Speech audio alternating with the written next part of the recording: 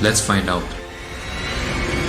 As per the draft, approvals required for several processes have been abolished and the number of forms that were 25 earlier have been reduced to just 5 now. Drones without a unique identification number won't be allowed to operate unless exempted. Coverage of the drone has now been increased from 300 kg to 500 kg. People operating drones will have to generate unique identification number of the drone. New safety features like no permission, no takeoff, real-time tracking beacon, geofencing has been introduced.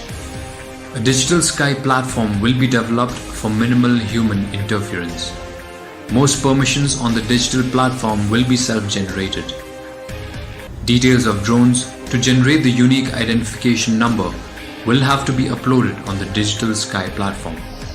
Interactive airspace map will display the red, yellow and green zones for flying drones.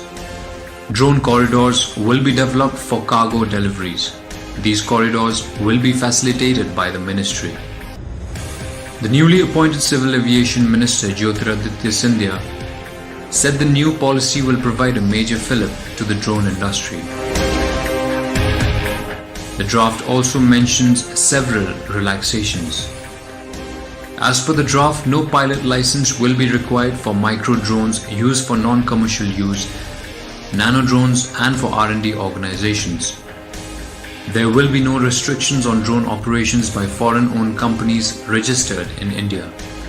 Security clearance will not be required before registration or license issuance. The DGFT will regulate the import of drones and their components.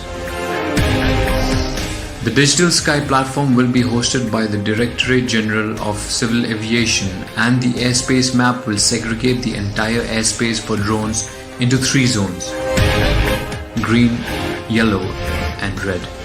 The green zone refers to airspace from the ground up to a vertical distance of 400 feet, that is 120 meters above the ground level. No flight permission is required up to 400 feet in green zones. The yellow zone reduced from 45 kilometers to 12 kilometers from the airport perimeters. No flight permission is required up to 200 feet in areas between 8 and 12 kilometers from airport perimeters. Red zone refers to the airspace of defined dimensions above land areas or territorial waters of India. It also refers to any installation or notified port limits specified by the Government of India beyond territorial waters of India.